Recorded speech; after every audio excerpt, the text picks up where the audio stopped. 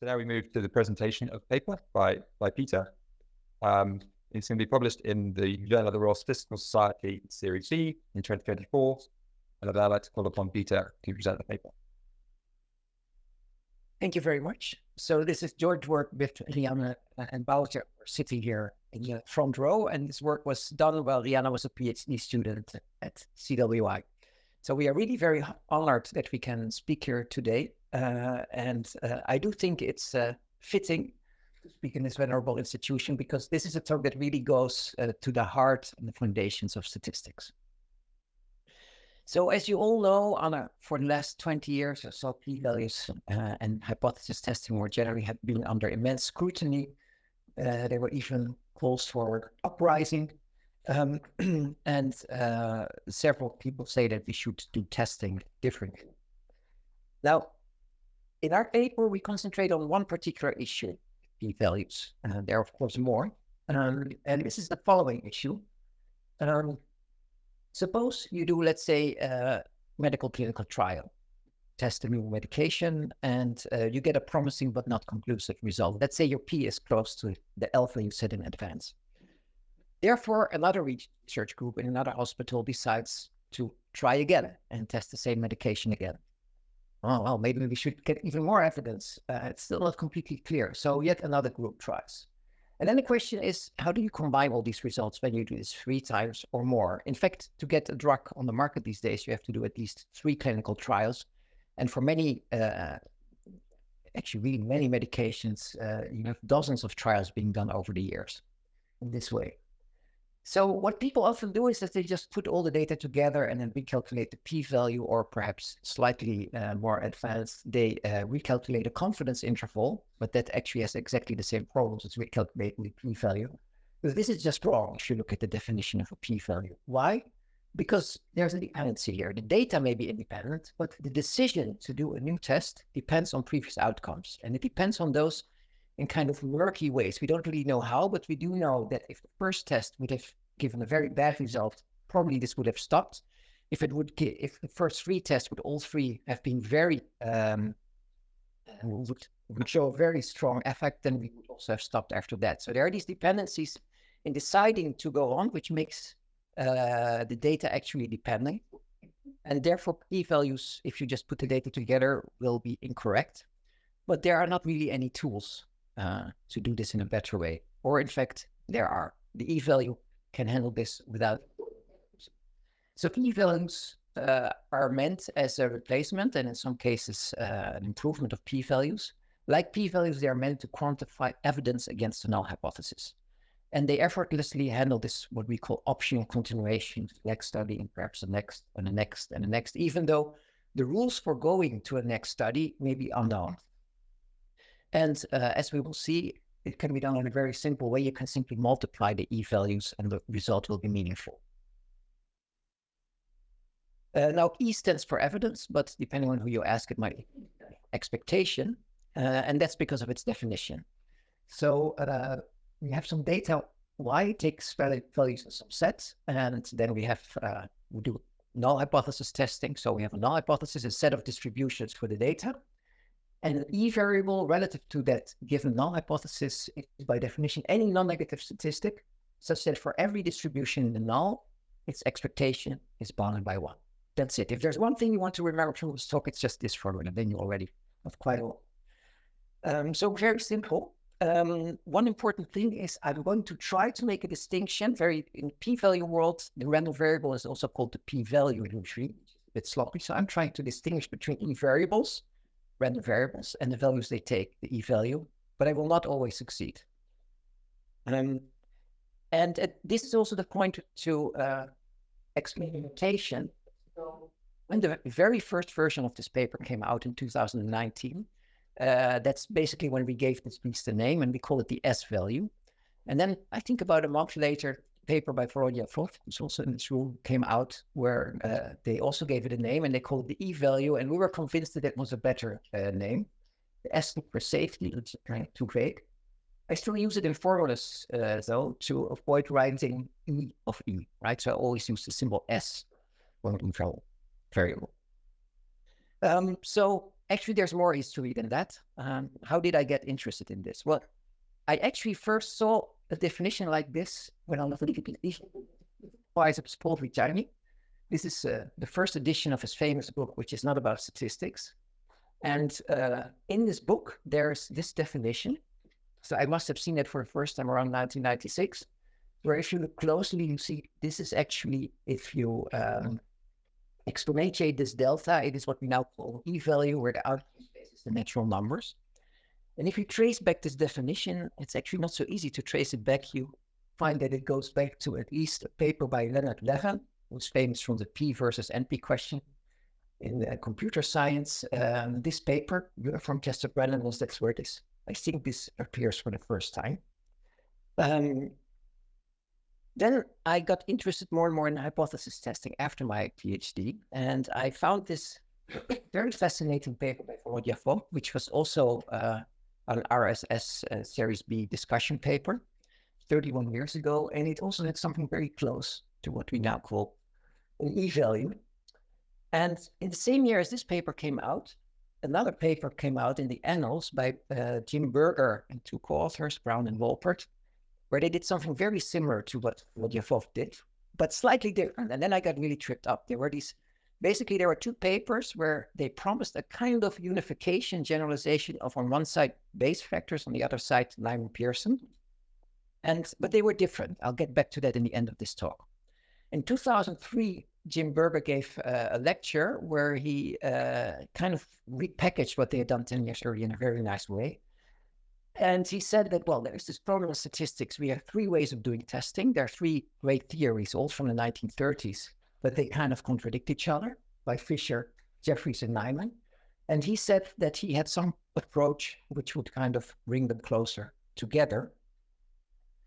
Now, actually, it turns out that what Berger did can be viewed in terms of e-values as well, but it's a very special case of what we're doing now. And I think we get even closer to bringing these three very different views on testing together.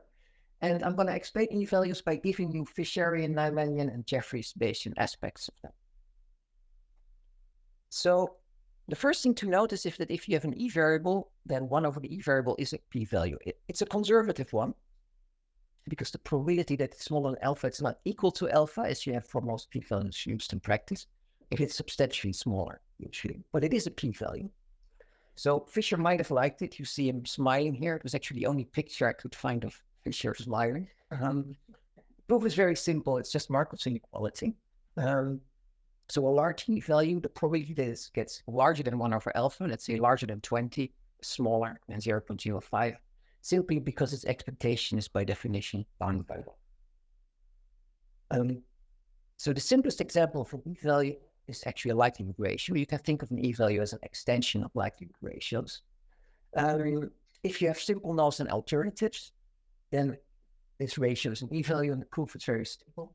The expectation of the likelihood ratio is just this integral. You see that the probability density under the zero cancels. You get the integral of a probability density over all data, which is 1. So likelihood ratio is an e-value. But there's actually the connection to Fisherian thinking goes further. So Fisher, or at least the people who followed him, like, for example, to some extent, the late Sir David Cox, they like to think about testing as finding evidence against a null hypothesis, even if you don't have a clearly defined alternative. Now, you can like that or not like that at all.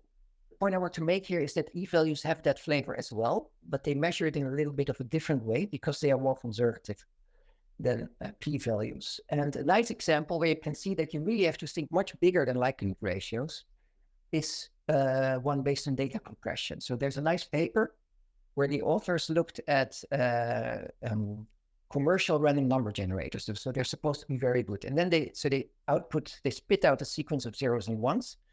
And then they try to compress these with standard data compressors, which you find on every laptop. And they managed to compress by about 200 bits. It seems not very much, but you can actually show that 2 to the power the number of bits for which you can compress the raw data is an e-value. Its expectation under the IID Bernoulli 1/2 distribution is bounded by 1. So this means that they got an incredible amount of evidence that these random number generators actually spit out something very non-random.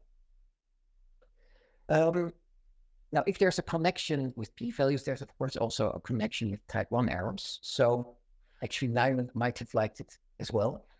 You can use e-values for testing, where you reject a null if the e-value gets larger than 1 over alpha, say 20, alpha 0.05. And then you get a type 1 error probability bound of 0.05, like in classical testing. However, it's important to note that the Neyman-Pearson test, which has maximal power, is not the e-value based test, even if you test simple versus simple, because this is the e-value, and we reject the null if it gets larger than 1 over alpha. Whereas with the Neyman-Pearson test, you would reject, you will also take the likelihood ratio as your statistic, but you reject if it's larger than the smallest value, such that the probability that you exceed it is alpha. We are always more conservative, so we have a bit less power. But again, there are closer connections to Neyman-Pearson than just type 1 error guarantee. In fact, you can think of existing Neyman-Pearson theory as an extreme point in the value of all things we can do with e-variables. Why? Well, consider this e-variable. You start with a p-value, you look at the data you calculated. If it's larger than alpha, you set the corresponding e-variable to 0, and otherwise you set it to 1 over alpha. It's clear that the expectation of this thing is bounded by 1, right? Because the probability that this happens is smaller than alpha, because you start with a p-value, so e-value. If you do the test we just did, you reject if the e-value is larger or equal than 1 over alpha. You do exactly the same as you would do with the standard level alpha Neyman-Pearson test based on the corresponding p-value. So you can emulate Neyman-Pearson testing with e-values, but rather than outputting a p-value next to your decision, you will output an e-value, which if you really want to emulate it, it will either be 0 or 1 over alpha. And those are maybe not the e-values we would like to use in practice. So in practice, it will not be the same. Do this. And then, of course, there must be a connection to Bayes as well. I promised that to you, to Jeffreys-Bayesian testing. So now you do have an alternative. Let's say it's parametric. So in the Bayes factor method, you measure evidence in favor of the alternative by this the likelihood ratio of marginal likelihoods, where you must have priors for the null and the alternative. Now, clearly, if the null is simple, then the only prior for the null you can have puts all mass on that particular distribution. So the Bayes factor will look like this. And then by the argument we've seen before, the expectation of the Bayes factor is just this integral, which is 1. So the Bayes factor is an e-variable, or its value is an e-value, if the null is simple. So Jeffreys might perhaps have liked it as well. But now, of course, we get to business, because what happens if the null is composite? And in fact, in general, the Bayes factor with the composite null will not be an e-value anymore. Why? Well, by the previous argument, you can only show that if you take expectation over the marginal over the prior, then you get something bounded by 1. But we want to have the expectation of our statistic of our e-variable to be bounded by 1 for every distribution in null. So there's a for all there, which makes, in the end, what we do more frequent is the Bayesian. You can take W1 everywhere you like, but W0, if you change it, then this will not hold anymore. It only works if you have a simple null. So in general, if you take composite nulls and you take a Bayes factor, and this holds for most Bayes factors that Jeffreys actually proposed, you don't get e-values anymore, and you cannot do this optional continuation in a frequentist sense. However, and that is the main result of this paper, if you take any prior W1, I can construct a corresponding prior W0 star, such that the corresponding Bayes factor is an e-variable after all. So there's kind of an equalizing prior, just like you have special priors in Minimax analysis. These also exist here. And these priors are kind of interesting because, as we will see, sometimes they coincide with the priors that Jeffreys would suggest, like in the t-test, for example. And sometimes they're just completely different. And we will also see that once we have this insight, then we will also get, I guess, to come up with other e-values, which cannot be written as Bayes factors anymore, and which in practice work better in sets I'll explain. So what I've done so far is tell you how you can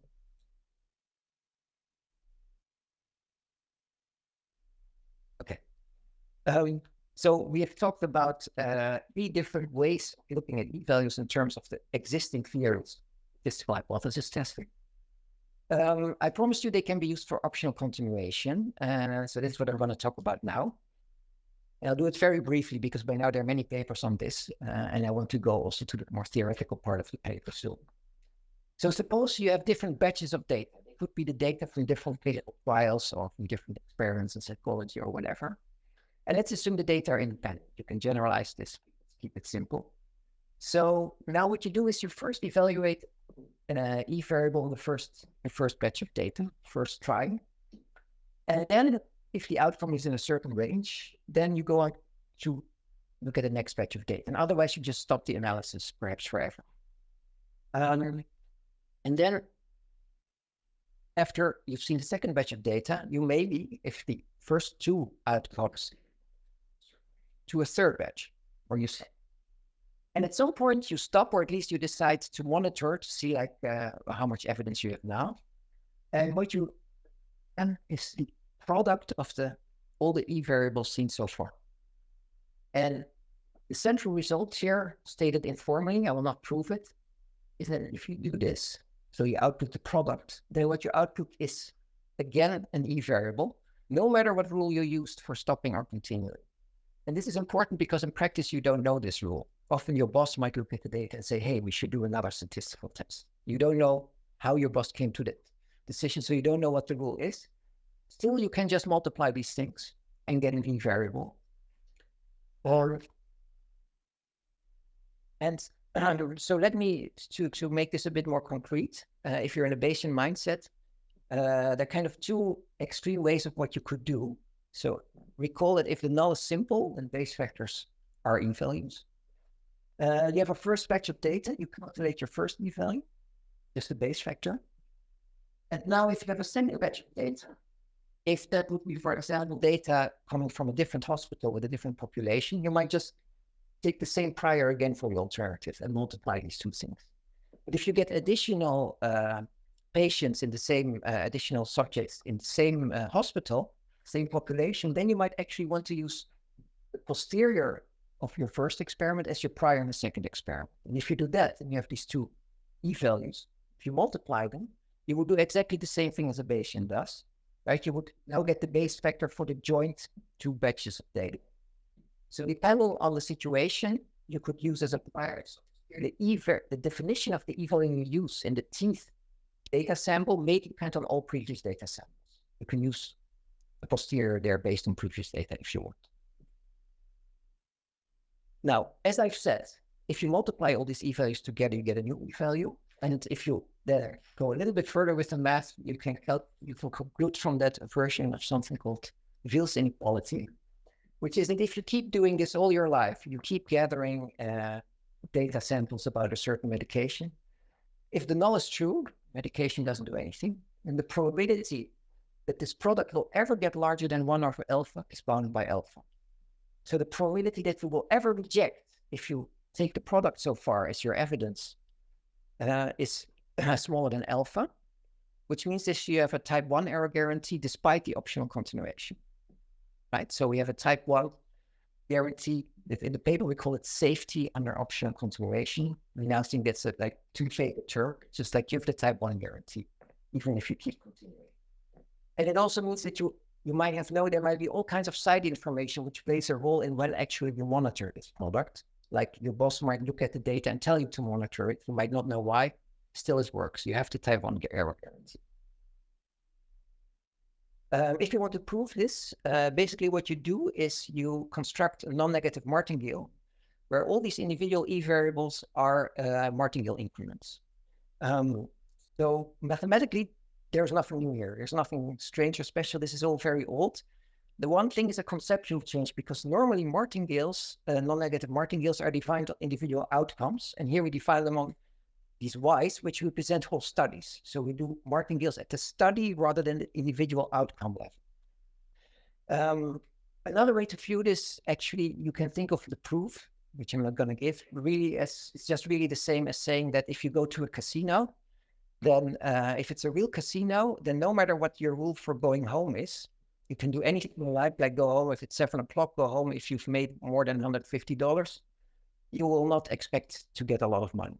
It's the same underlying rule. And in fact, all e-value research can be reinterpreted in terms of betting, which makes it in a way easier than key values, but that's a different paper. So this was kind of the first part of the paper, which mathematically was not new. It was just looking at things a different way.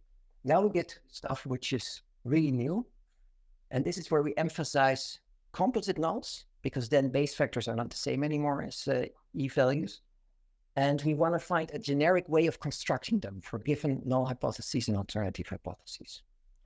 And basically, the whole paper has just one theorem, and we give 4 versions. It gets kind of more and more sophisticated. Every new version implies the earlier, simpler version. So now, in the remainder of the talk, I'm going to just talk about this theorem and its implications.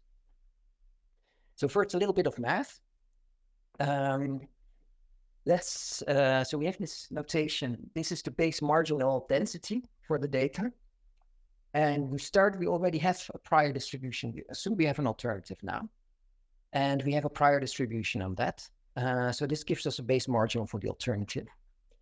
And I promise you there will perhaps be some special prior analysis that the likelihood ratio is an e-variable.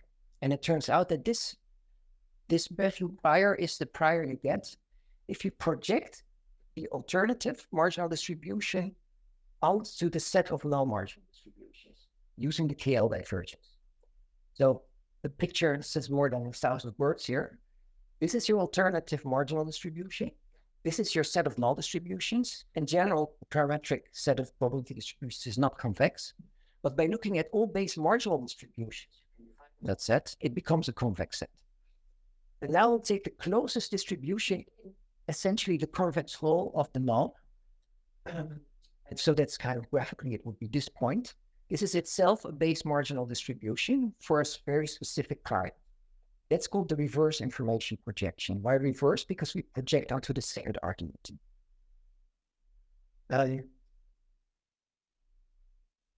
So now the simplest version of a theorem says that, so we assume that all distributions in the null and the alternative are mutually absolutely continuous.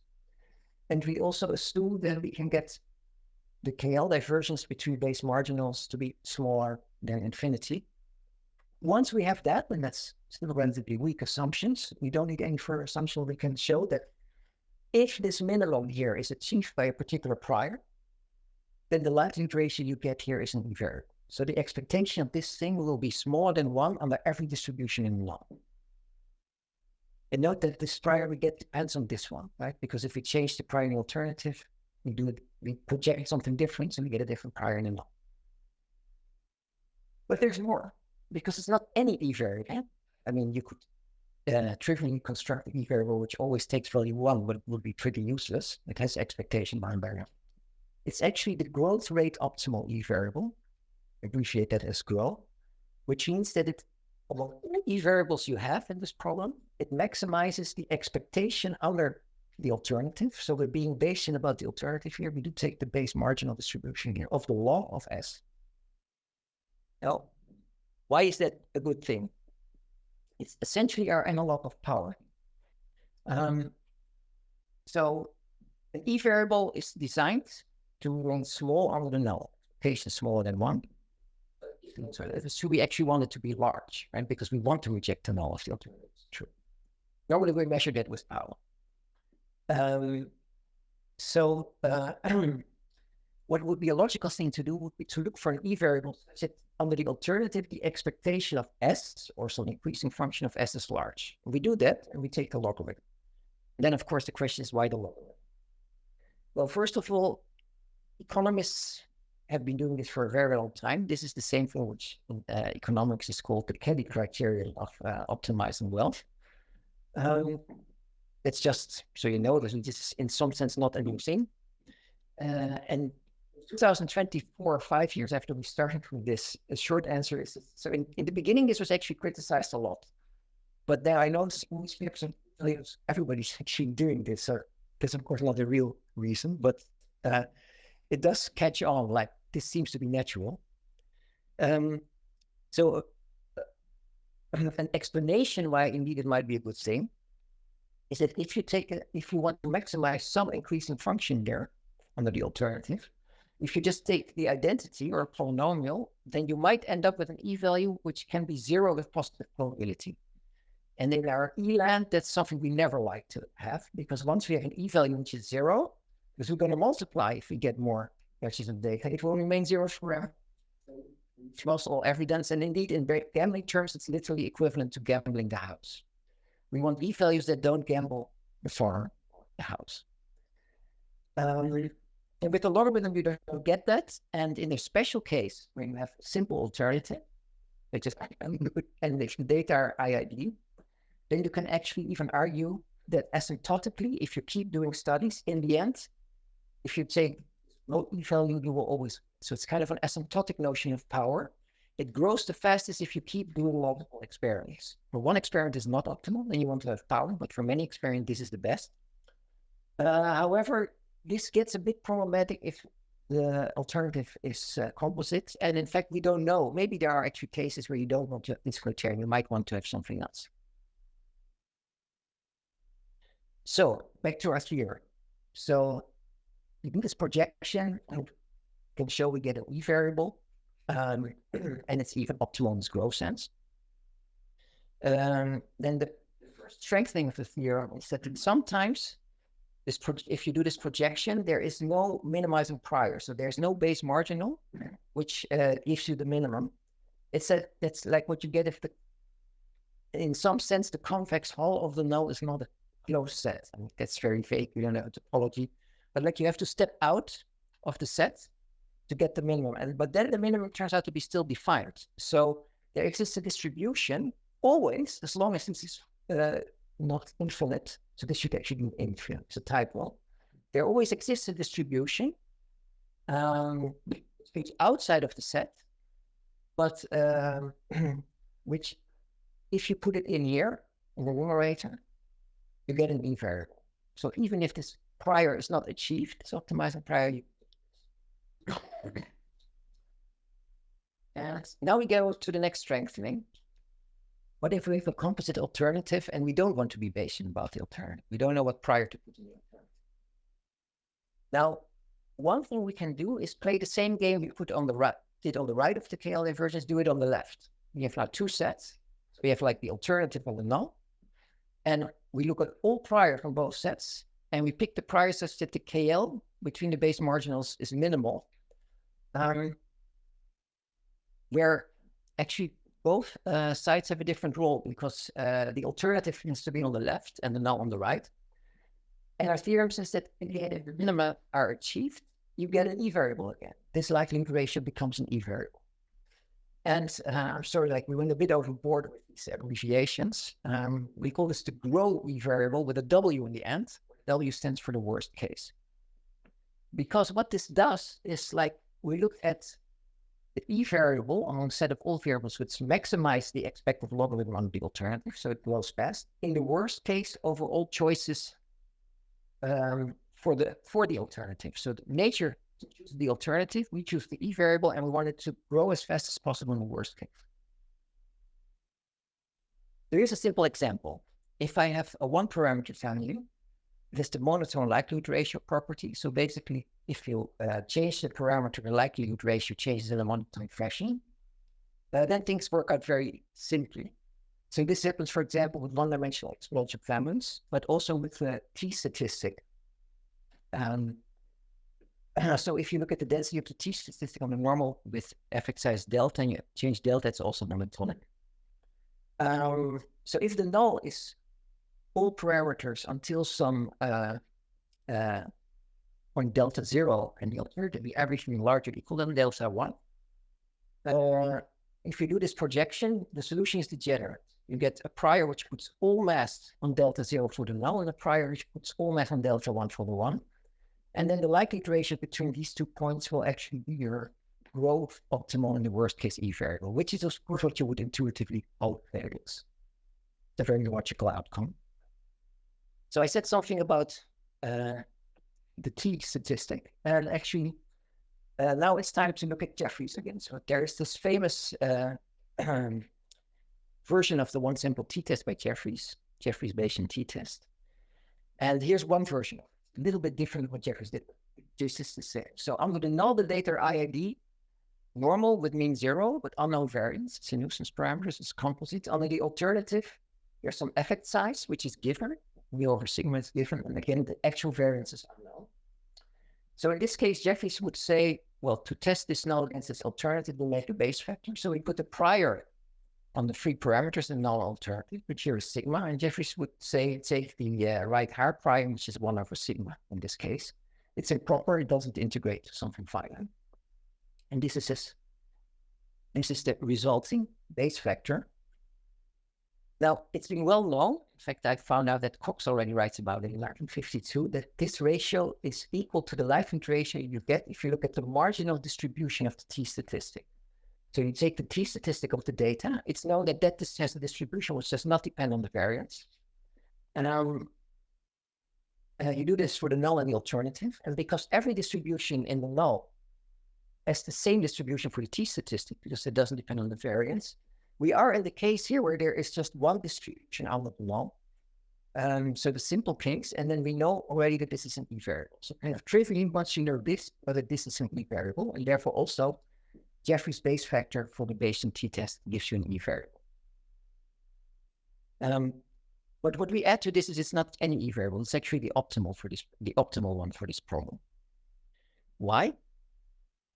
Because this is the next version of our theorem. It gets more and more sophisticated. If you take this joint minimization, sometimes the minimum is not achieved by the priors. But it sometimes happens that while the minimum is not achieved, you can look at a statistic, a coarsening of the original data, and the KL divergence between the distributions and null and the alternative that they give to the coarsening.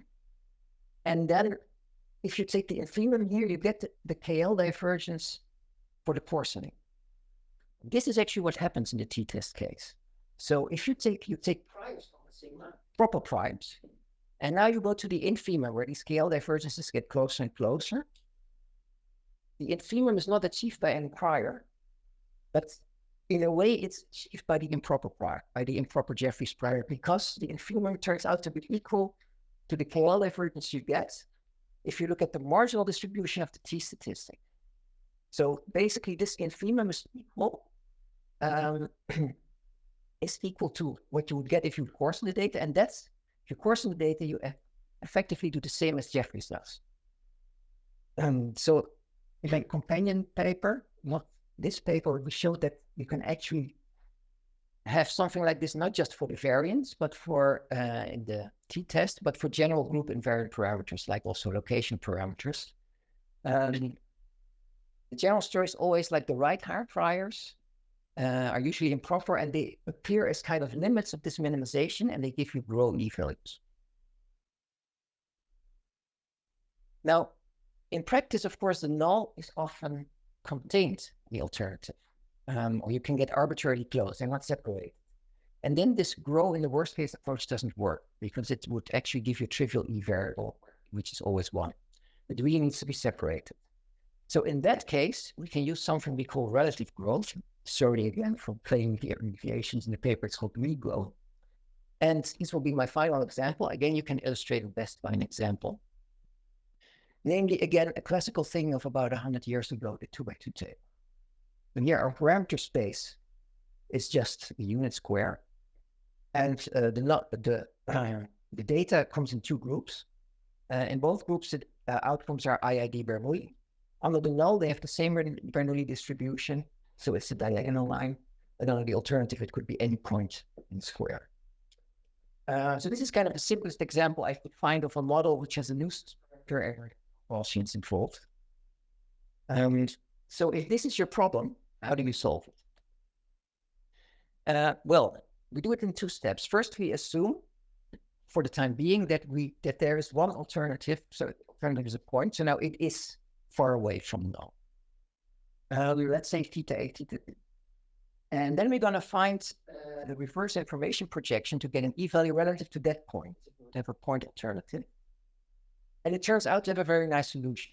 It's actually a weighted average. If both groups are equally large, it's actually just the average. So you have like 0.6 and 0.8, you get 0.7. That's the closest distribution in the null. And this means that this ratio gives you an E variable. Like the optimal reverse information projection is degenerate. It's a prior which puts all its mass on a particular value, which is the average of two values in the alternative. So to analyze this further, let's assume for simplicity that the data comes in pairs, so both groups are equally large. And now you consider, so now you look at the full alternative, and you consider a tester who has an oracle that tells the tester if the alternative is true, then this particular code is true. That's where the data comes from. And now what you want is you want to come up with an E variable that is never far away from the optimal E variable for the person who has an oracle, who knows what the alternative would be. So among all E variable, you take the worst case in terms of growth, this should be large, compared to somebody who knows the actual values for the alternative. This would be the best E variable you could use if you would load a particular point in the alternative for which the data comes. You don't know it, but you want to be close. In general, it would look like this if you go beyond 2 by 2. And if you see this formula, you might recognize it's very similar to formulas in information theory, and there are several connections there. Now, it turns out in the 2 by 2 case that this is very hard to calculate. We don't know how to calculate it, but we can approximate it quite well. How do we approximate it? Well, this is the final point I want to make. You can approximate it by learning the alternative from the data. So again, assume data comes in pairs. And now, if you see an initial number of pairs, you can use, for example, the Laplace estimator to estimate the two Bernoulli distributions based on the data seen so far. And then you get a local E variable for the next pair. So you look at the data so far, and you get these Laplace estimators, just smoothed frequencies in the two groups. You project them using the information projection, you get this average of both, right? This is just the average of the two. So this will be an E variable for a small block of data. Its expectation will be bounded by 1. And you do this for every block of outcomes, and then you multiply them. And you know that if you multiply the variables, you get a new E variable. And it turns out that this, if you choose to, that this gives you a pretty good approximation of this relative growth. Because we use the Laplace estimators, we can rewrite actually what happens here. This product, the numerator is also the base marginal distribution with the uniform prior, right? Because all our individual likelihood ratios used in numerator based predictive distribution. So the multiplying out, we get a numerator that's integral. So we are numerator Bayesians, but we're not denominator Bayesians anymore because we project every block separately. And this means that the product in the denominator is not a base marginal likelihood anymore. In practice, this works extremely well. In fact, you can use it also for classical sequential testing, and we can show that you have a smaller expected sample size than with the Wald approach, which means that for the first time in 75 years, we actually have an improvement of what Wald suggested in 1945. You can also do this for general models, of course, and you don't have to use Bayesian estimators. You can also use Phil Davis' frequential likelihood here, where you use general estimators to come up with learning the alternative. Now, all these E-values you've seen so far have a very nice property. If you have an E-value for a batch of data, you can decompose it as a product of E-values for smaller batches of data. This means that we cannot do just optional stopping. We can optional continuation from one batch to the next. We can also do optional stopping within a batch because we have all these small E-values for every block of data. So this is a very nice property. We can do more than optional stopping, optional continuation, but it does not hold in general. So the examples you saw, it holds. But for example, if you do a two-sample test, not with Bernoulli distribution, but with general exponential families, you don't have that property anymore. You do optional continuation with E-values, but it's not clear how to do optional stopping. So this is actually, there are some open problems here, and I think they're very interesting to solve. We don't know the general story when you can do optional stopping within a sample, and when you can only do optional continuation from sample to sample. And then the final note is then, the question that at this point everybody asks usually is, yeah, you've told all these great stories about E-values, but what about the power? In statistics, we want high power, and these things have less power than you get with P-values and with the Lyman-Pearson test. And this is actually to some extent true and to some extent false.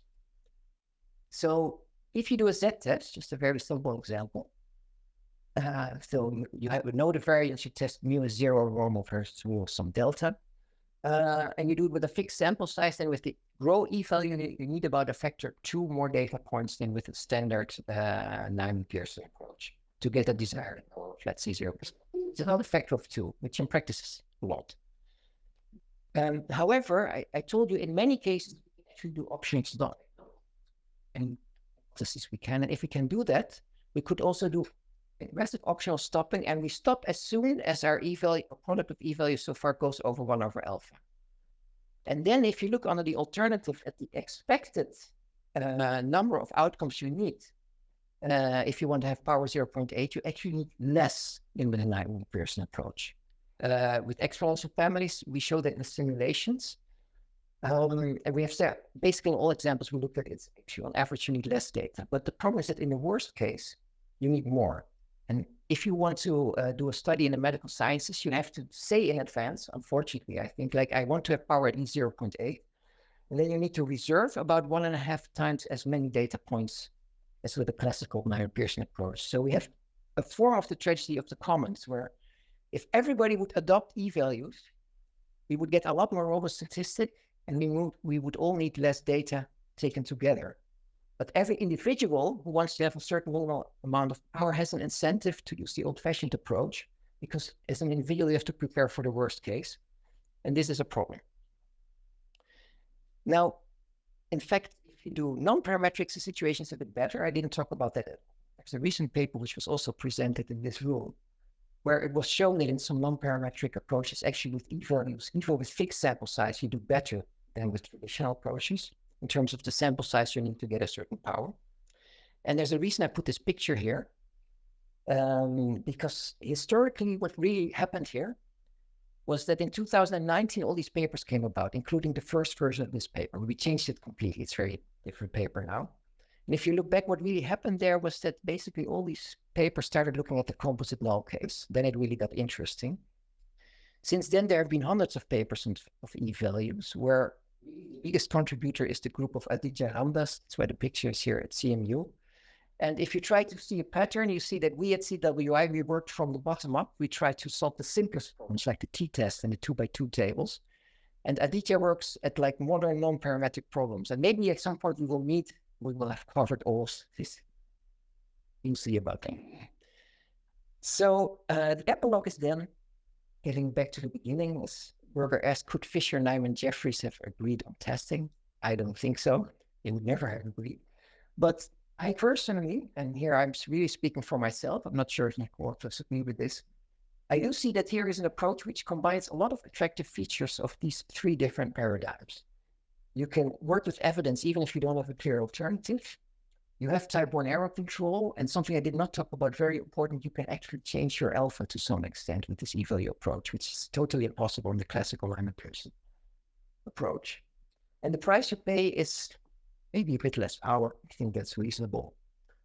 So that's it. Thank you very much.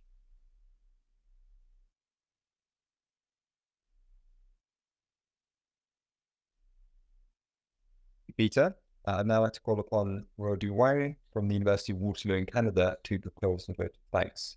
And he's going to be doing this online. So first of all, I want to say that it's my great pleasure to be the proposer of the vote of thanks for the paper presented just now by Peter. I want to first personally thank the authors for writing this very nice paper, and also for Peter for a very nice presentation. As Peter mentioned, this paper actually dates back to say 4 years ago or 5 years ago, and it has made impact since then. For instance, on Google Scholar, this paper already had more than 100 citations even before the publication. So this looks very nice for a methodology paper. Of course, the history goes a little bit back to game theoretical probability and statistics, in particular to the contribution of Schaefer and Wolk, which Peter mentioned as well. And also there were a few papers written by other scholars around 2019 on this topic. So I will not mention too much about this, but I just want to say that I agree with Peter that the growth has been super healthy over the past few years. There have been a lot of interesting applications and domains of interest, in particular testing specific statistics, multiple testing, and application to very interesting models in different areas. So I believe that we're all very happy to see such development. And another particularly interesting point to this methodology is that the involvement of martingales is particularly pleasing for probabilists. So as we know that statistics and probability has been sort of the same family for a very long time, and because of the development of both fields in the recent, say, decades, people started to diverge a little bit, and there were more people who are saying purely probabilists, and there are people who are purely statistician. But I think the technique of martingales is very nice to build a common ground for a lot of people who traditionally thought that they were probabilists. They would not work on statistics, but now they started to work on statistics because of this. And there are also statisticians that realize, oh, these are very interesting probabilistic and stochastic process tools that we should really teach our graduate students, which was the case a long time ago, but not necessarily anymore recently. But I feel that this development of this field has a very good impact on that. So here is a picture we took 2 years ago in Eindhoven, where you see myself and Vladimir Wolfk and Glenn Shaver and Didier Ramdust, of course also Peter. And in the bottom we have this was a poster, a little poster that we made around that time. Of course, the implication was that there was sort of a taste of revolution there, which I think is growing in a very, very healthy and also peaceful way. So there is no conflict or something, but I think it grows quite well.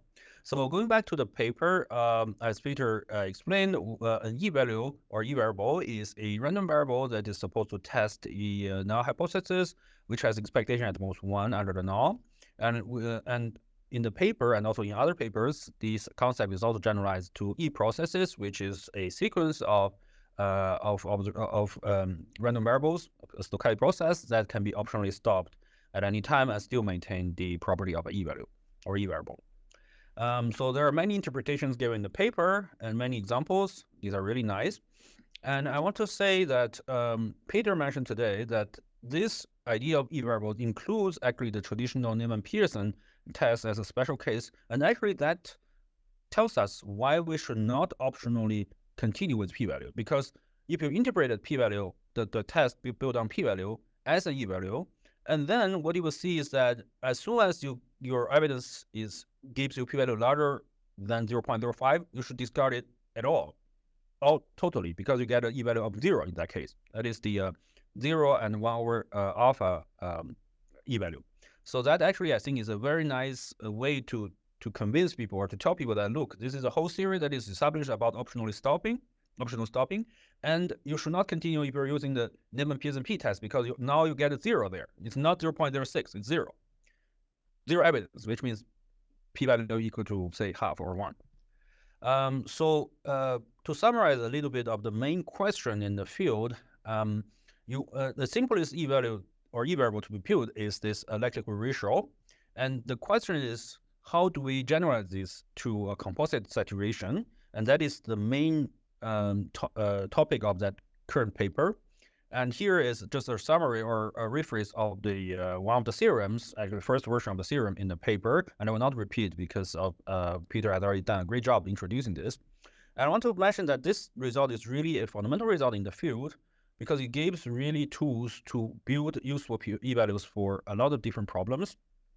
And in the paper, of course, there are more generalizations talking about the growth rate optimal e-values. This one would actually be one growth rate optimal e-value, and also other generalizations like growth rate optimal e-value both in the worst case and also the relative one. As when Peter concluded the presentation, there was a discussion on the power, which I think is a very, very important topic. So traditionally, in the p-value saturation, what we will do is we just look at an alternative and see how much is the probability that it would be able to make a rejection under the alternative using this p-value. So this is something well established with long history and not many challenges to that definition.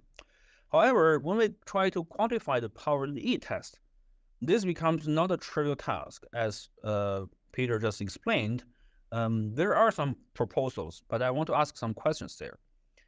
So the alternative right now for defining a the E power is, sorry, I should say that the E power for alternative Q is now defined as the expected value of log of E, which also appeared in the talk we just saw.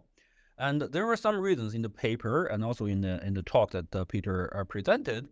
One reason is that the E-values, we should think about them as being multiplicative. So you get one, and then later on you continue to study, you get another one, or someone else continues to study, you get another one, and eventually there is a multiplication going on. And that goes back to Kelly's interpretation that you should maximize the expected log growth. And there is, of course, a mathematics behind. That is, if you assume independence, in the long run, you would have a law of large numbers, and that gives the fact that if you would have optimized this quantity, this pi q defined here, then you would actually get optimal growth rate in almost sure sense, and that's the strong law of the numbers. Of course, these are good reasons, but I still want to ask a few questions, and also wanted to say a few words about my own feeling about this question. So in reality, the first thing is independence is absent. We don't want independence actually, because one of the nice thing about E-values is about dependence. You are able to optionally sample, you are able to optionally continue. So independence is a very nice assumption, but it doesn't really fit so well with the attractiveness of E-variables. Of course, E-variables can be applied in the independent case, no problem, but that's not the main domain of application. And the second question is about multiplication. Of course, multiplication is natural, but it may not be always the best choice. For instance, there are a lot of papers, including papers by myself and by Aditya and many other co-authors, that we started to build a martingale of the following type. MT is equal to the product of some weighted version of the E-value. So you collect the E-value and you want to decide a predictable process lambda, that is the weight you would put in the E-value. In the bet interpretation, that means how much money you want to put in that bet. Of course, you decide that before you see the result of the bet. And this is a very popular and also quite common tool, but it does not give you directly the multiplication of the E-variables. Actually, there is the linear transform, which would of course not give you the same growth rate if you maximize your growth rate with respect to E instead of with respect to the new thing. And the third point is that E-values are often used in finite sample with optional stopping. So the large number thing is nice, is a good theoretical explanation, but it does not fit so well with a finite sample, which is the case we're super interested in.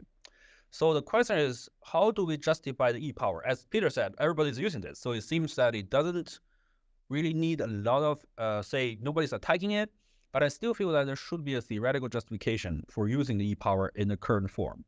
Here, I want to ask the speaker for such a question, but also I want to offer a little bit of thoughts from myself. So we know that independent E-values can be combined by multiplication. And we don't have to multiply all of them. We can multiply a subset of them. M here is a subset, so multiply a subset of them. And then we can obtain an interesting result in a recent paper with Vladimir. We obtained that, first of all, if you just use this combination, or any mixtures of them, you still get an E-variable for independent E-variables. That's fine. That's easy to prove. Trivial to show. But then what is interesting is the following 2 and 3. We say that if the original E-variables have a positive power that is defined with the log, then when you combine things as multiplications on different subsets of these E-variables, you still get a positive power. This is the interesting about log, because log really give you the factor. It factors out all these forms. And this form is nice because it allows for mixtures, so it includes many of the martingales we built before in the previous slide with this M. For instance, if you choose lambda to be a constant, then this M actually is included as a mixture of the of these multiplicative combiners, and then because it will be a polynomial, and then this result tells me that if I do believe that each of the tests would have some power, then by using this combination, I will still have power. I don't lose it. Of course, the power may decrease, but we still have power. So I think this is quite a nice consistency result. But of course, this doesn't show that this is a unique choice. So we need to do more math to show that this would actually be a unique choice under some other desirable properties. So finally, I want to ask a few open-ended questions. These are very simple stated questions, but very difficult to answer.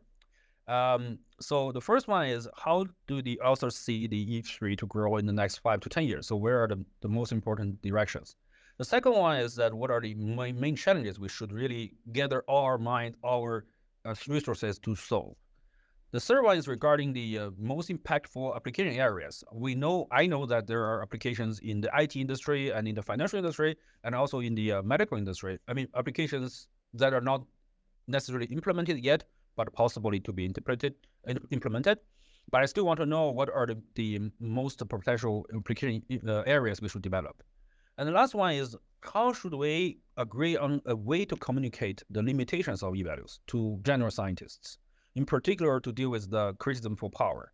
As Peter said, there are some ways to say that, look, we're better on expected value of the needed sample, and we're not too bad in the worst case, and all that kind of discussions. But I think we should have a fair way to communicate also the limitations, because this is what we do as scientists. We, of course, say the advantages, but also we should say the limitations. And right now, I feel that this is not like completely agreed upon, like what are the limitations, what are the weaknesses of the new approach.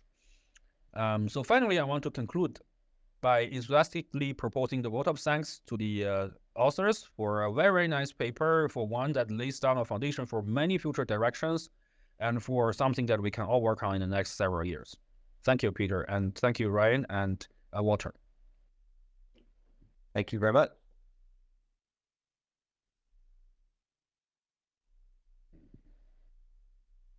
Next, we'll get Ryan Martin from North Carolina State University to second the vote of thanks. Peter was talking already about kind of bridging this gap between Bayes, Frequentis, Jeffreys, Fisher, these kind of things. So I think this is actually very exciting. I get, of course, I knew about this paper a long time back, and so as I was, reading this several years ago, thinking, okay, there's lots of, I think, interesting questions here to pursue. I guess maybe just as a kind of an aside, I had actually put a question about e-values on the our PhD students qualifying exam. So I guess that's a good way to get this out there to other students, maybe to use these things, is that they see it in some courses and exams and things. But anyways, so there were a number of questions that I had kind of motivated by the author's paper a few years back. And so what I wanted to do, I guess I thought, well, okay, if those questions were interesting to me, maybe those things would also be interesting to the audience here. And so I wanted to say a few things about that. If you can jump to the next slide, please. So the two basic questions I wanted to ask, these are things related to first, exact versus some kind of a quote approximate growth rate optimality, and then also something related to safe versus, in some sense, mostly or sufficiently safe. So I'll start with the first one there. So the authors, and I think this is very well motivated, but so the authors focus on actually defining the e-value through some kind of like growth rate optimality. And so I guess for folks who maybe are not as clever and as clever as Peter and co-authors, I guess this can seem rather complicated. I mean, the intuition is there, but actually carrying this out in maybe non-trivial type of examples, especially in things involving high dimensions, this can maybe seem daunting. And so I was thinking about this is that, well, is there a way to, sort of sidestep the direct construction of this thing that has, by definition, optimal growth rate, to come up with some kind of a reasonable construction of an e-process, and then actually try to show that reasonable construction achieves a certain kind of like at least approximate type of optimal growth rate.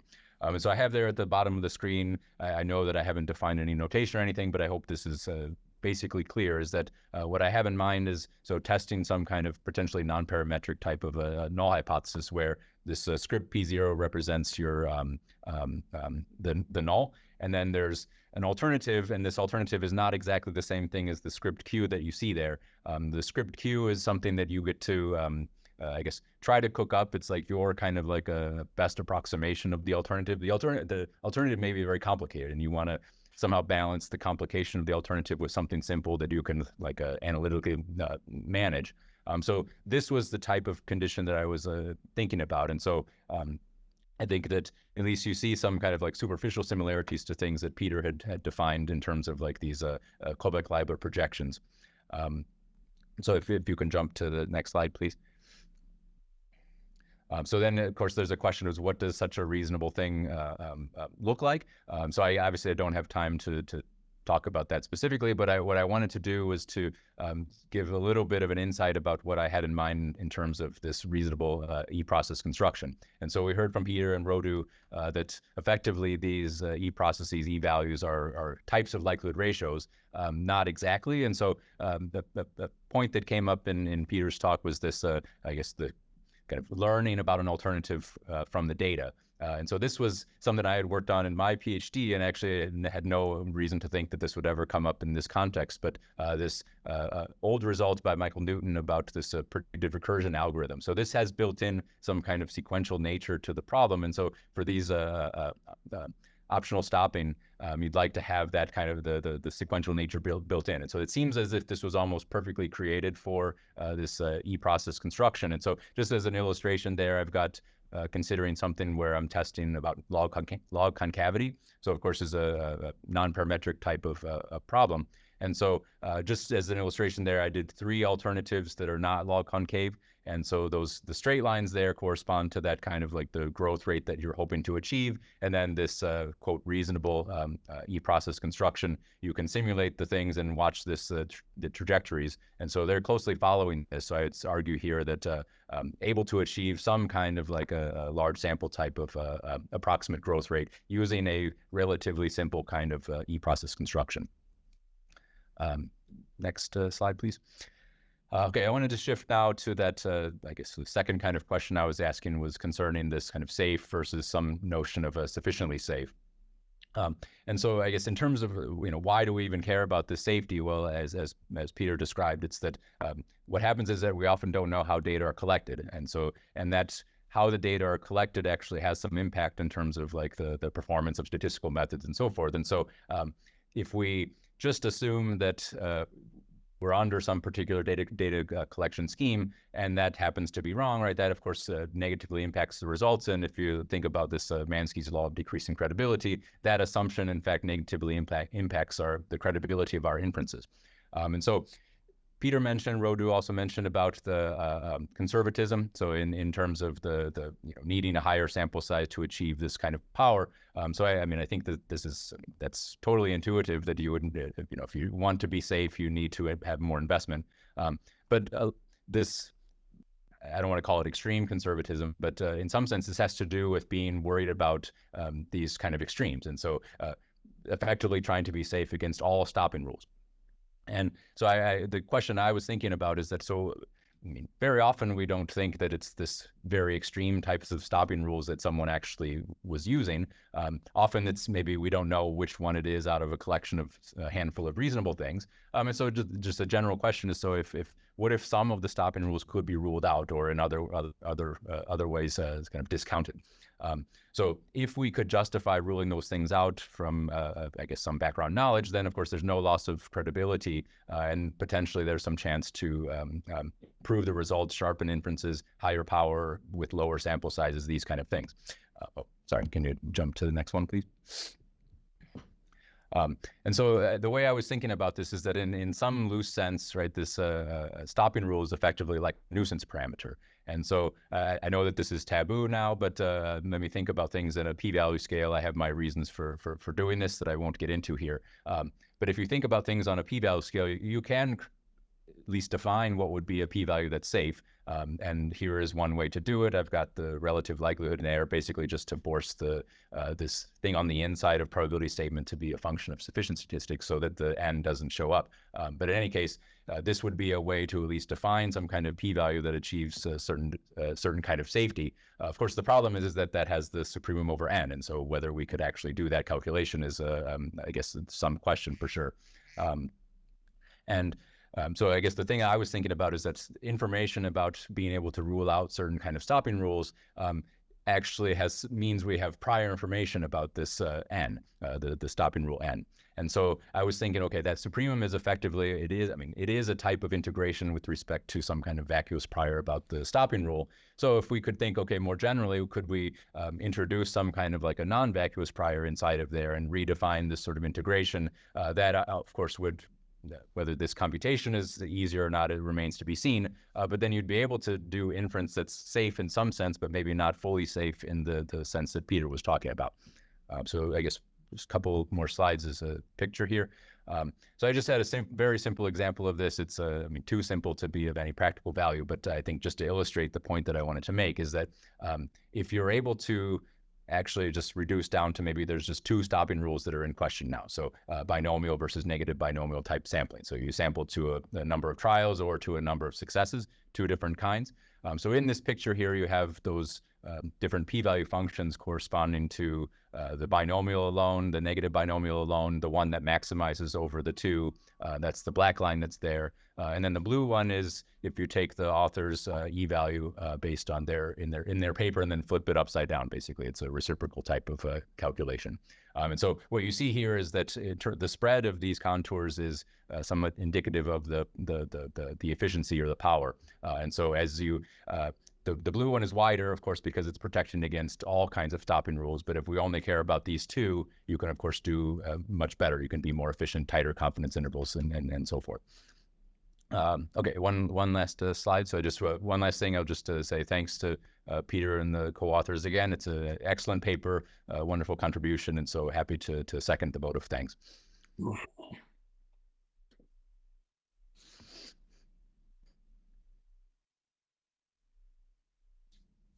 To everyone for all that really insightful and interesting talks. We now would ask you record the vote of thanks in our usual way.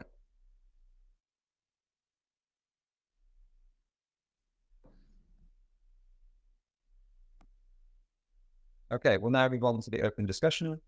So we'll start with people who've already said that they would like to speak. So these are going to be 5 minutes long, and anyone who would like to speak can just raise their hand, and I will call upon you if there is time.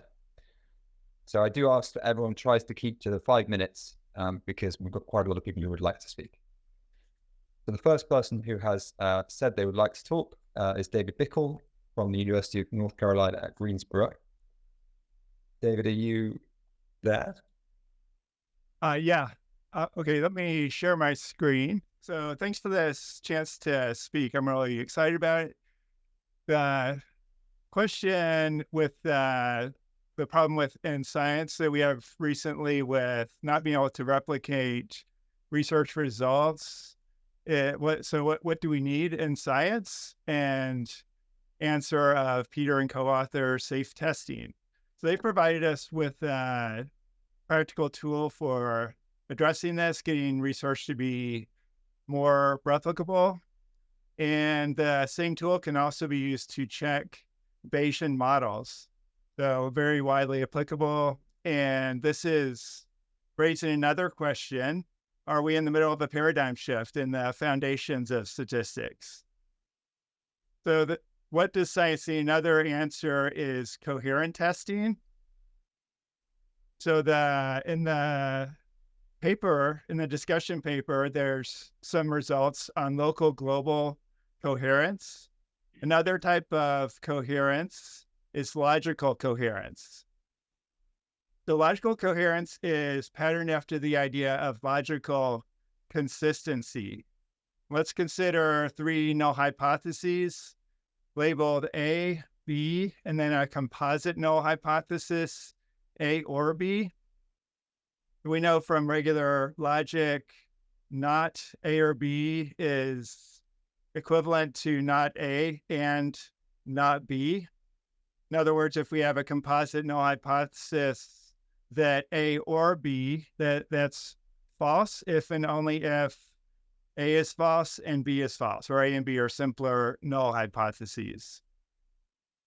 So the logical coherence is patterned after this, except that we don't know for sure that A or B is false, but we may have substantial evidence against A or B. So we'll replace those negation operators with a statement about evidence.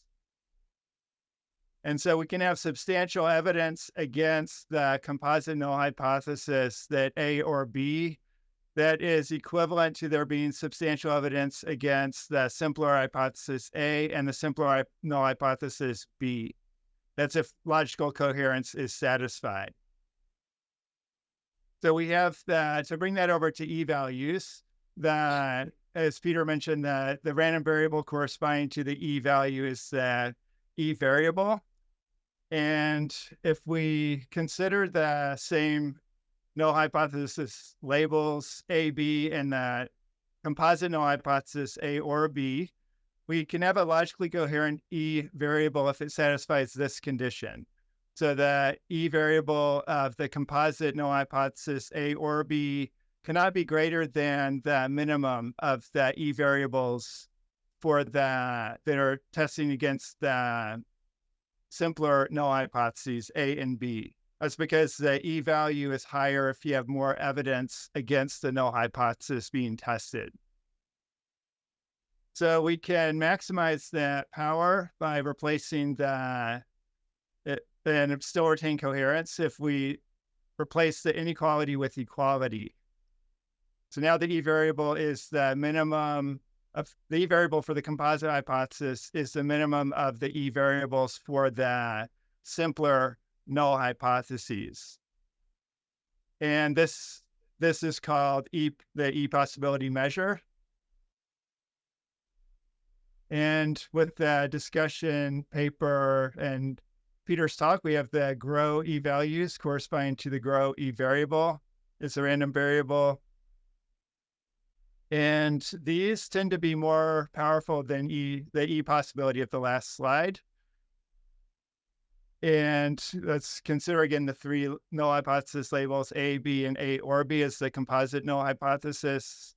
We can have this, the way that more power can be achieved is that the E variable can be greater than the minimum of the E variables for the simpler null hypotheses, A and B. And this leads to a situation where we have substantial evidence against the composite null hypothesis, and yet not substantial evidence against the simpler null hypotheses, A and B.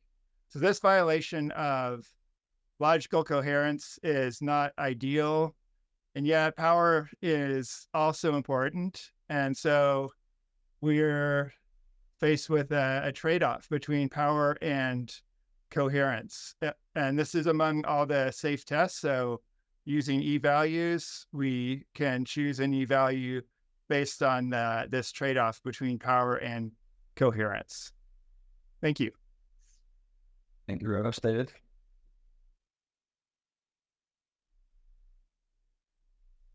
Please stop sharing your screen. Contributor is Aditya Ramdas from Carnegie Mellon University. Very inspiring work, and as suggested by its citation count, it has inspired dozens of follow-up works and will continue to do so.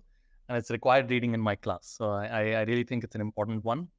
I remember reading the paper on arXiv when it came out in 2019 and immediately writing to Peter because we were clearly thinking about very related things, but we were each unaware of the other's work. And since then has been a wonderful collaboration between our groups. So I have 4 topics of comment today. Hopefully I'll just spend a minute on each and we'll finish on time. I'll talk about Wald and Robbins, then about randomization, universal inference, and then the definition of E-processes. So the first question I have is, were Wald and Robbins doing safe testing? And let me answer that. I'll give you my opinion on it, but of course I'd love to hear Peter's. I think Wald was not doing safe testing. He specified a specific stopping rule with a specific goal in mind of controlling type 1 and type 2 errors, and did not emphasize earlier stopping or continuation or wealth as evidence and so on. But Robbins, the situation is less clear. I would say, I would say in the end that he was kind of doing safe testing and estimation. He developed the super-martingale view of sequential tests quite thoroughly in a series of several papers with Lai and Siegmund and Darling and so on for almost 10 years from 1967 to 76. He defined confidence sequences, defined power 1 tests in a way that very much fits with the E story. He defined he used the method of mixtures centrally. He used the plugin or this learning principle centrally as well. And so one drawback is maybe he'd emphasized the P story more than the E story, and maybe didn't think of wealth as evidence. But I would say he did so much that he was doing safe testing and estimation. So maybe we should all attribute a little bit of the ideas to Robbins. I know Robbins was mentioned in the talk, but I think we should all go back and read some of his earlier work, which is quite wonderful. The second thing I want to talk about is randomization. I purposely intend to be a little bit controversial. And so I think that it's sometimes it could be okay to use randomization in our safe testing protocols, and when and where it is to be discussed. So it turns out that there's a uniform improvement of Markov's inequality, which involves randomization. And so here's a very simple statement. If I have a e-value x and I take an independent uniform u on 0, 1, then for any alpha, the probability that x is greater than u over alpha is at most alpha. And so Markov's had 1 over alpha there, and so we were running our tests at level 1 over alpha. But if I draw an independent uniform, actually, this uniformly randomized Markov's inequality is still true. And so technically almost half the threshold. You cannot plug in half over there, which would be the expected value p. You're not allowed to do that. But if you kind of have a random threshold, that kind of in the long run seems to half the threshold for rejection. And yeah, another way of saying that is even though 1 over x is a valid calibrator, u over x is a random calibrator that is still valid. It still leads to a valid p-value. Doesn't just hold for Markov's inequality. Turns out, you can do this for Wheel's inequality too. So if you have an e-process x and an independent uniform u, then at any stopping tau that's independent of u, the probability that x tau is larger than u over alpha is at most alpha. And that u over alpha is almost surely less than 1 over alpha. So you gain some power. So in simulations in our paper that you can look, we did a lot of simulations with, safe testing, universal inference, things like that, and sequential tests. And these improve power quite a lot in simulations. And so if we are going to compare with PLAND and, Neyman Pearson allow for randomization, well, these are randomized tests. And so if you want to really compare on equal footing the E world and the P world, we should allow for randomized tests. And so at least that's something that should be given thought in some situations. Got 1 minute left. Sorry. Got 1 minute left. 1 minute left. Okay. The third thing I want to mention is universal inference testing of composite nulls and composite alternatives. It was an alternative to safe testing that came out like a few months after safe testing. And the universal inference e-process involves a mixture of plug-in alternative likelihood in the numerator and a maximum likelihood in the denominator. So instead of doing a projection onto the null with a reverse information projection, we use the maximum likelihood. And this numerator Qi-1 is learned from the first I-1 samples. This is Ryan just mentioned in his recent work, he showed that if Qi-1 is smartly chosen using predictive recursion, then this universal inference e-process actually has the asymptotic optimal growth rate. And when the Ripper is an e-process, the Ripper is better, it's larger. But it is an open question to really characterize when does a sequence of Ripper e-values actually yield an e-process.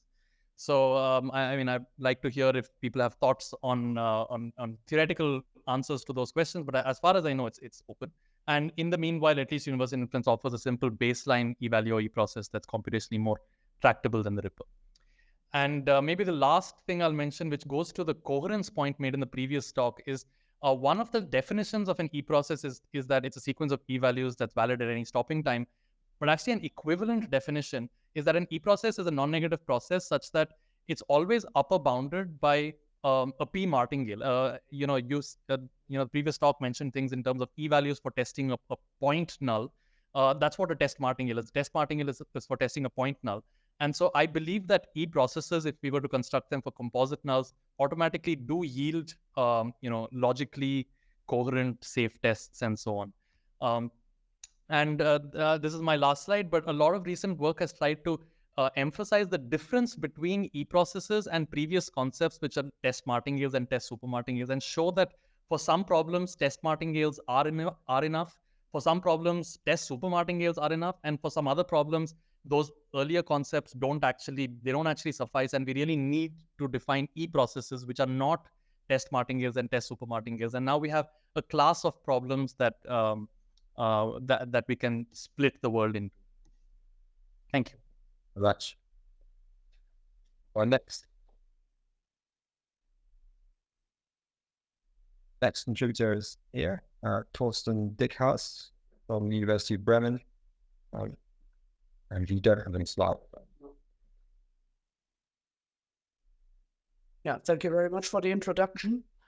Peter, Rianne, and Wouter are to be congratulated for nothing less than a landmark article in mathematical statistics, which by its genesis alone is already now legendary.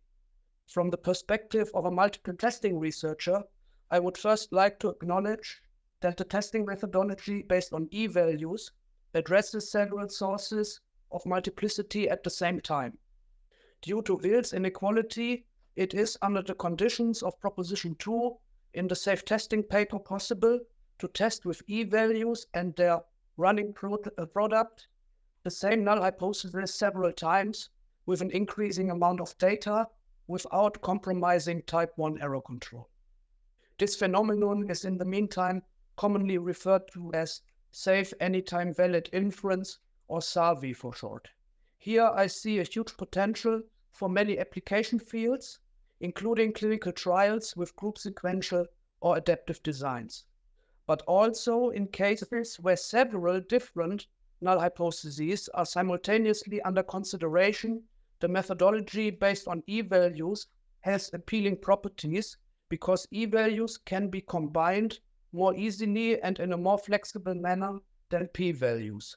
See, for example, the article by Rock and Wang in the Annals of Statistics 2021 and the article by Wang and Ramdas in JISSB 2022 for detailed discussions and examples. As a future research direction, I would consider it interesting to elaborate on joint null distributions of e-variables corresponding to several different null hypotheses, resulting in multivariate multiple test procedures in the sense of Chapter 3 in the Handbook of Multiple Comparisons.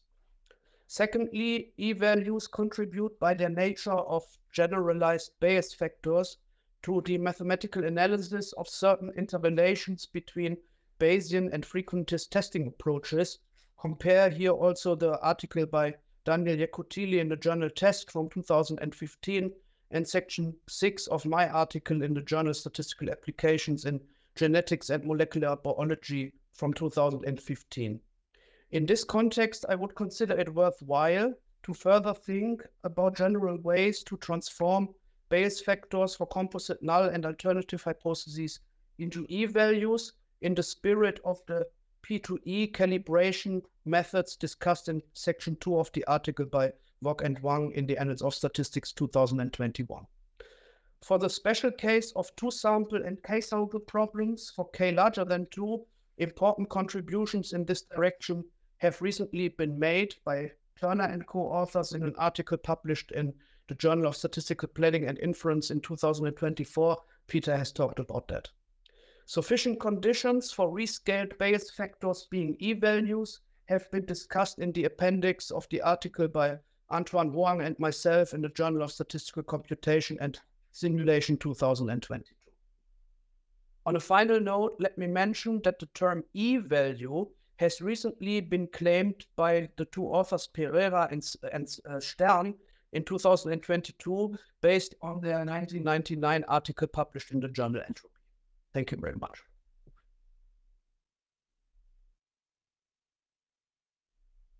Thank you. And our next contributor is Glenn Schaefer, who's at Rutgers University in New Jersey. Glenn, are you there? Yes. Sharing your screen?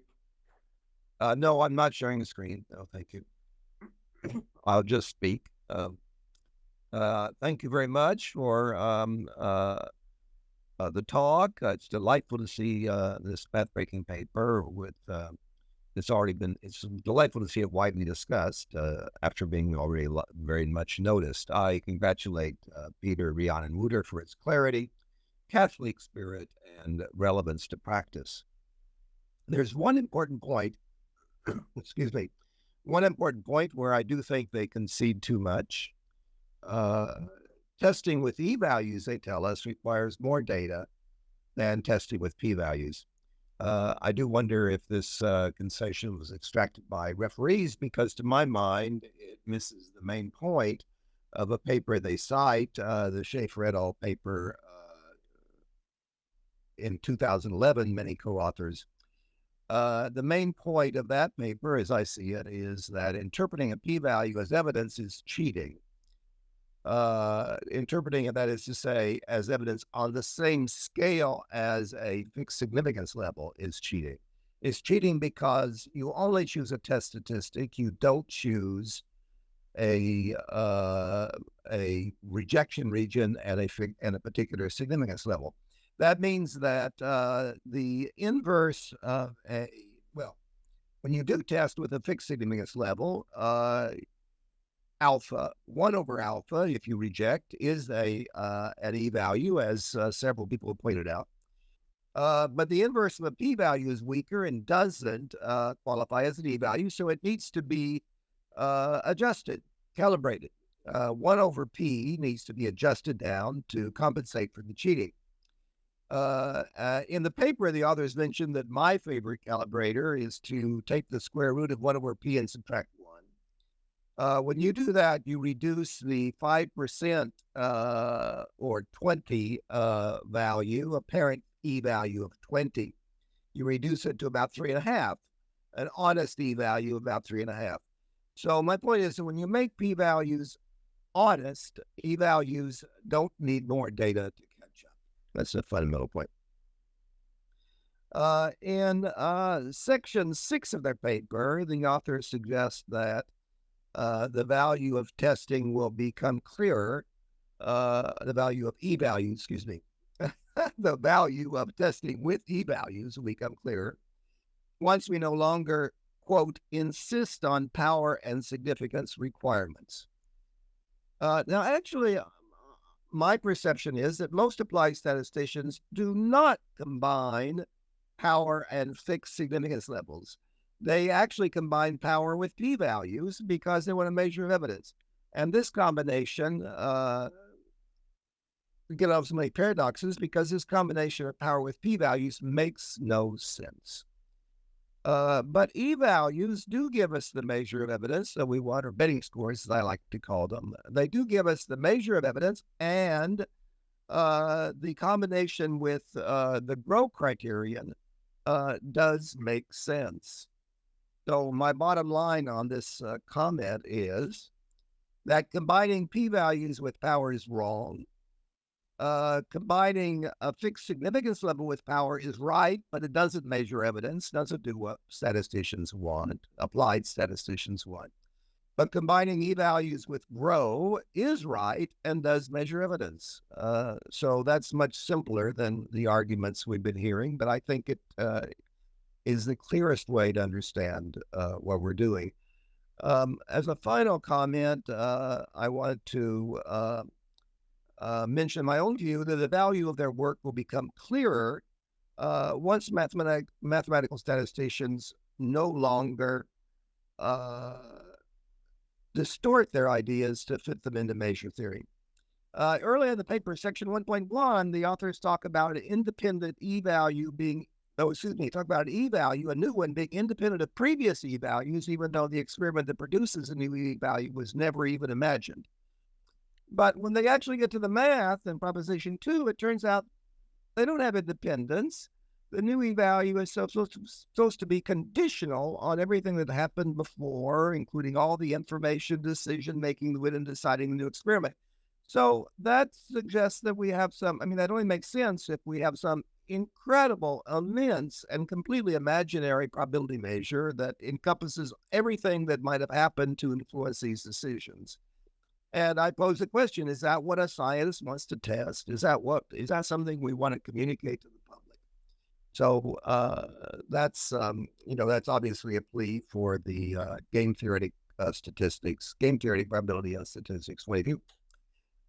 So thank you again. I'm very grateful to the authors for putting their important work and these important issues on the table. Thanks.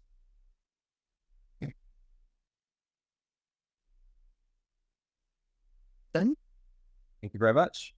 Our next contributor is Christian Hennig from the University of Bologna. He's also online.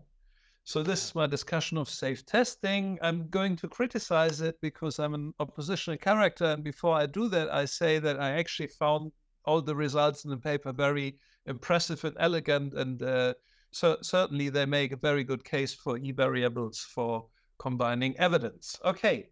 Now, in the paper, I also read there seems to be growing consensus that in the context of hypothesis testing, p-values should either not be used at all or at least with utter care. Not at all, I strongly agree with this, and I'm not alone. With utter care, I would probably agree. But please do not advertise any statistical inference to be applied without utter care. Now, people who are impressed by this presentation may say, but they're safe testing, and safe testing is safe, right? But, well, actually, it's safe in one specific respect. It's not safe in many other relevant respects. Most problems with p-values are also problems with e-values. And safe testing is actually a marketing term. A major problem with p-values is that it has done a too good job of marketing itself, I believe. So people use it in all kinds of situations where they shouldn't. And safe testing is a term that encourages people to not execute utter care. I don't think that's a good choice. Okay, here one example for not being really safe.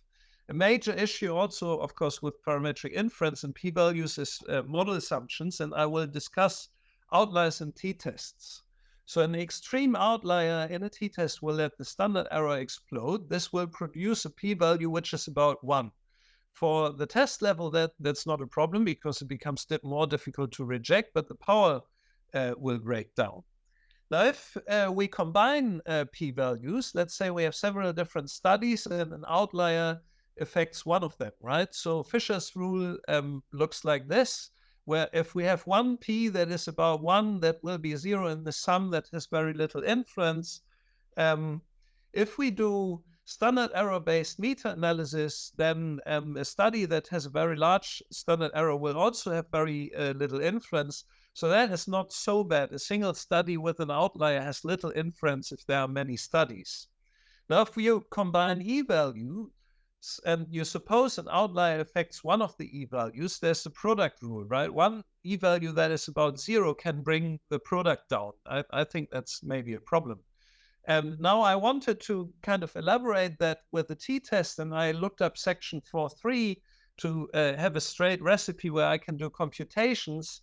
I didn't really find a recipe. Now that may be my mistake, right? And there are lots of publications in the meantime. But anyway, this is what I thought. I also thought I apparently need a prior, which I would have liked to avoid. Maybe a prior can stop the Bayes factor that is apparently connected to the E value from imploding and E from degenerating to 0. If we choose a prior that implies that we believe that a large sigma can hardly ever happen, whether that's realistic or not, I don't know. One could use a p-value and a calibrator, but then p about 1 would imply that the e-value is about 0, and that will bring the product down. I actually say this looks rather worse than standard combining of p-values. At least it's rather not safe, right? And why would it be? Okay, last slide, comment on the monetary interpretation. One can do that for p-values too. I don't think that's really an advantage of e-values. People have translated probabilities into gambles for ages. Now, if we want to interpret the critical values for payout, so basically how large is large for an e-value? Is 20 large or is it not so large? Also the constant L for planning the sample size. The authors in the paper call the probability choices, rejection probabilities alpha and beta arbitrary, but really the only interpretation for critical sizes of E is in terms of rejection probability. So I wonder whether the good old p-value is actually straighter to interpret than the value of an e-value. Okay, thank you very much. Still a great paper. I learned lots of things. Yeah, and that is that. It was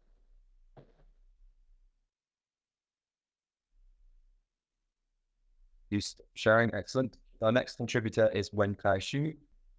So firstly, congratulate for the great achievement for showing us this nice paper with all the eval testing as well as defining this GRO and RO, ReRO schemes. And I would just want to briefly provide not so testing-based perspective, but from an information theoretical point of view. So I find this GRO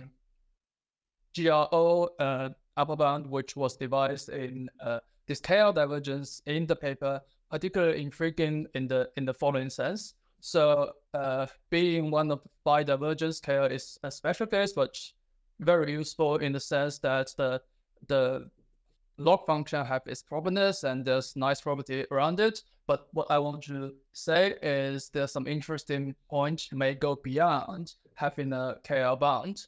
So let's consider this phi divergence. Until now, is actually a direct consequence not only for KL but for all convex phi, such that if we pass in the current sort of information or evidence in the case discussed in the paper through a common channel. Common channel means under the now, the distribution of something we observe the data with Q is the same as what we do with P. So we can think about this PQ as in the optimal continuation case that the current evidence we collect from the existing experiments. Now we want to understand if the now is true, what will happen for this upper bound. So this is essentially saying why this is going through the same channel. So by this information sort of data processing inequality, it's natural that the divergence subtract for every sort of iteration in this case. So with all the continuation of different experiments under the now, this type of information measure will decrease, and this contraction naturally ensures the type 1 error control because it starts with 1 and getting less errors. And more interestingly, we want to say how it works. Thank you. It may work under now. Remember, apart from this generator phi, we also have this variation of representation for phi divergence while we make use of some function hypothesis class, this curly G, with the use of this convex conjugate of the generator function phi. So in this case, under the alternative, we're actually passing the existing information through different channels. So colored by these different colors. So in this case, the sort of Jensen gap that's used to show in the previous sort of data processing inequality is actually need to be covered by the divergence between these two different channels. So this is another alternative. In this case, Robert Williamson recently developed this information processing inequality equality instead of the inequality to characterize how does the measure of information need to be adapted or changed to make this processing equal, meaning that we need to change a different hypothesis class H that is related to the original hypothesis class G, also depend on the difference in the channel to get the new sort of set of distribution measure. So this might be something interesting to further develop to better craft the GRO or GRO type of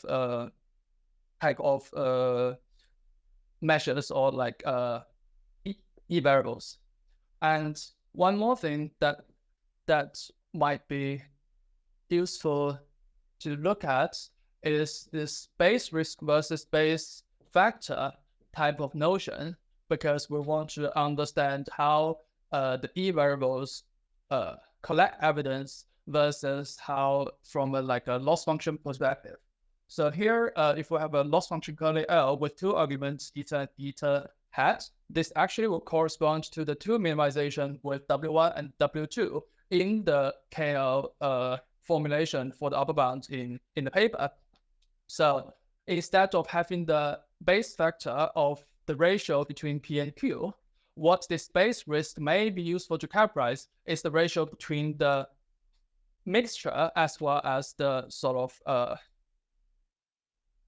the posterior. Then with this particular choice of function, they get back to the phi divergence, and this link the phi divergence to something like a subtraction, which is induced the integral probability metric. And I think from there, we can better understand what type of evidence can be collected from the alternative.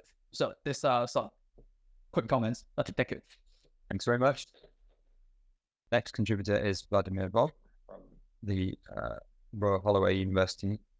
So let me start from saying, from admitting that theorem 1 is extremely elegant and satisfying, but it also has limitation.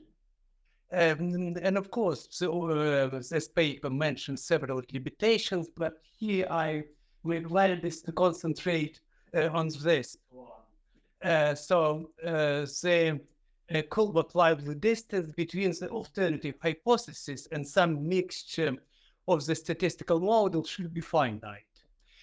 And it's even in some toy cases, binary cases, when the horizon is infinite, when you have infinitely many observations, then you will be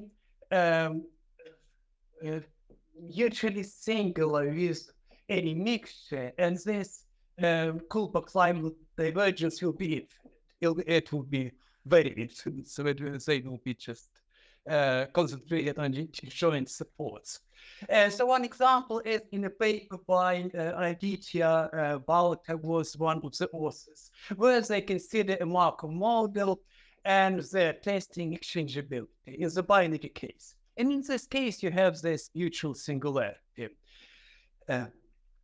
So you might say that in real life, infinities are irrelevant. We can only see finite sequences. But here the idea is that to apply theorem 1, you need to know the time horizon in advance. If you don't know it, then your result will depend on the time horizon. So here it is relevant. And here I'm talking about potential infinity, not the actual infinity. So I would like to say something about this potentially infinite time horizon. So interestingly, in the binary case, you can do some very, very simple trick, which Raul does at all do in the paper. So you can just use the definition of E star in the paper, in Grünwald et al.'s paper. And you can replace the average by the supreme. And then it works. But it only works for narrow parametric model. If your model is just exchangeability for an infinite outcome space like real numbers, then it doesn't give you anything useful. It just, this method fails. And so here, what I wanted to do, I wanted to advertise what we call conformal testing. So it's in our 2022 book. I will give a reference later. So what we do, we are trying to test all kinds of non-parametric hypotheses, but in greatest detail, we do it for testing exchangeability. So for a big observation space, it's a very big, massive non-parametric hypothesis. So you can do it, you can apply this method. You can construct conformal test martingales for testing this hypothesis. And what is interesting, if you are given an alternative hypothesis, you can construct an optimal algorithm, an optimal testing procedure. We call it the Bayes-Cayley algorithm.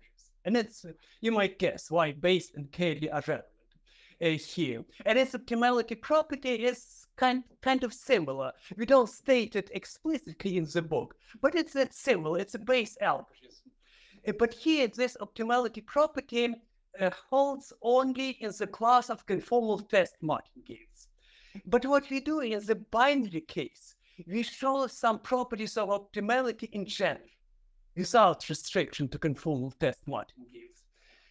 So the efficiency of conformal testing, it works. It's kind of efficient. You can see it in empirical studies.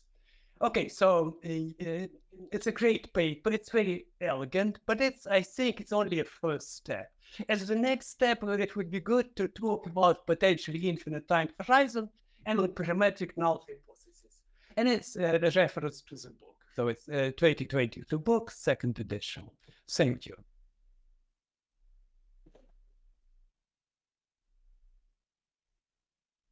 We don't have any more time for discussion because we're almost at 6 o'clock. So I would like to now invite the authors, if they wish, to respond to any of the comments that have been made. You've got 10 minutes for that. Well, thank you very much. So we have all the authors. This is a moment of optional continuation. And I think we're all longing for a drink, so I will continue, but keep it very short. So thanks to all the discussants for some very thoughtful remarks. Let me just really keep this brief. I have to say I agree with both of them. And of course, when we give the paper, we're talking about all the good sides because we want to make our case.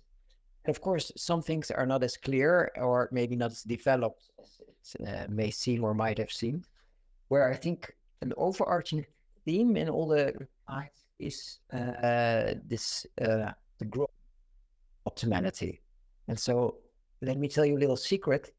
The way it first came into being was that we wanted to have a generic way to get non-trivial e-values, and we found it.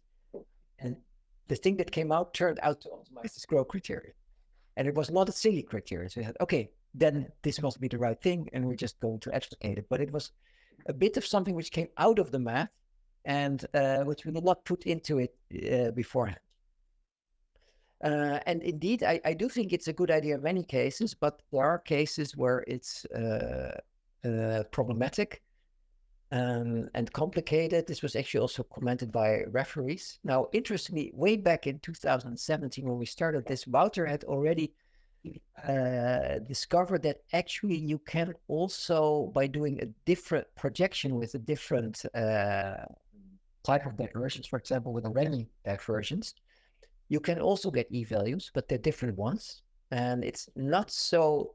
The thing is that they're not directly likelihood ratios anymore. They're a little bit more complicated, but they are more robust. And this relates to Christian Hennick's point.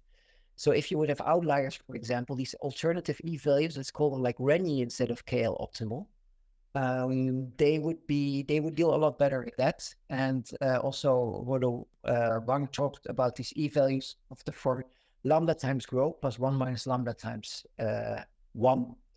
Which in terms of betting means that you don't kind of put all your money on the next e-value, you put some of it in your pocket and you wait. So you're kind of playing it safer. But we have matched that idea, which is really a good idea in practice if you have outliers with different distance measures. But I think that is a pressing thing for future work. Like, can we get a better understanding? So I very much stick to my point that this focus on power you see in the literature, I am not convinced by it at all. And if you go back to the papers of Neymanian and Pearson, then actually you see that it's a little bit like the growth criterion. It also kind of came out they were analyzing Fisher's methods, and then they came up with this. And that was become kind of a religion in statistics. So I do think that I'm not so worried that we don't have optimal power, but I do think that grow is not the answer, and that it's definitely more complicated than in Neymanian Pearson theory because we might have different notions in different settings. So that is, I think, the main way to go for future work. Another thing is the point by Christian about the safe testing. That's indeed, we've heard that many times, and indeed, well, we cannot change the name anymore, but now we're not calling them safe tests anymore, but tests based on e-values, and we're a bit more careful with that. And I think that's kind of mostly, yeah, okay. So Ryan Martin's comments, one more thing. So I think he has a very good point. So what we do in this paper, it was really the first paper, and we give some definitions about relative growth, which are very complicated. And then we find relatively simple things which approximate it. So then maybe it's not a bad idea to directly work with these simple things, which is what Ryan does in a novel paper. And say, like, you have a precise, in terms of e-values, what you do is exactly right. You don't have expectation larger than 1, but in terms of optimality, you kind of give up on finding the optimal thing and do something relatively approximate, and you get much things which are much easier to use in practice, much easier to explain. So I think we agree that that's a good direction. Thank you again.